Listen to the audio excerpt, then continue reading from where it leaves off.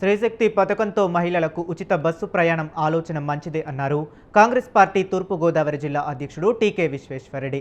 అయితే ఈ పథకం వలన నష్టపోయే ఆటో డ్రైవర్లకు ప్రభుత్వం 10,000 రూపాయలు ఇవ్వాలని డిమాండ్ చేశారు. రాజమండ్రి ప్రెస్ క్లబ్లో నిర్వహించిన సమావేశంలో ఆయన మాట్లాడారు.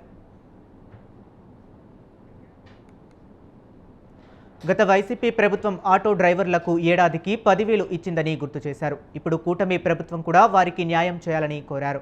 రాహుల్ గాంధీ చేపట్టిన ఓటు చోర్ ఆందోళనతో మోదీ ప్రభుత్వం ఈవీఎం దొంగ ఓట్లతో ఏ విధంగా అధికారంలోకి వచ్చిందనేది ప్రజలకు తెలిసిందని విశ్వేశ్వరరెడ్డి విమర్శించారు.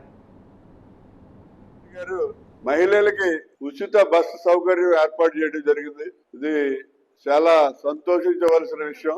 దానికి కాంగ్రెస్ పార్టీ తరపు నుంచి మేము కూడా హర్షం వ్యక్తం చేస్తున్నాం. మరి ఇంతవరకు బాగానే ఉంది, కానీ ఉచిత బస్సులు ఏర్పాటు చేయడం వల్ల మరి ఏదైతే ఆటో నడుపుకునే కార్మికులు ఉన్నారో వాళ్ళు చాలా ఘోరంగా ఇబ్బందులు పడే పరిస్థితులు ఏర్పడ్డాయి. ఎందుకంటే గతంలో వైఎస్ఆర్ పార్టీ అధికారంలో ఉన్నప్పుడు ఆటో కార్మికులకి 10,000 రూపాయలు చొప్పున ఇచ్చేవారు. మరి ప్రభుత్వం, ఈ కూటమి ప్రభుత్వం వచ్చిన తర్వాత మరి 10,000 రూపాయలు ఇవ్వటం మానేశారు.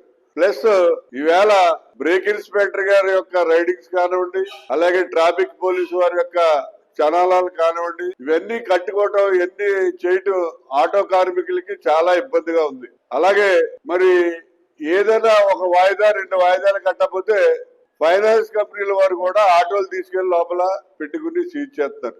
అలాగే ఫిట్నెస్ సర్టిఫికెట్ కూడా చాలా ఇబ్బంది పెట్టి వాళ్ళకి ఫిట్నెస్ ఇవ్వడానికి ఫస్ట్ సారి చలానా కట్టి ఫిట్నెస్ రాకపోతే మళ్ళీ వెంటనే చలానా కట్టాలంటున్నారు. ఆ రకంగా చాలా ఇబ్బందులు ఫేస్ చేస్తున్నారు. వాళ్ళ పిల్లల్ని చదివించుకోవడం కానీ బ్రతకడం కూడా చాలా ఇబ్బందికరమైనటువంటి పరిస్థితులు ఉన్నాయి.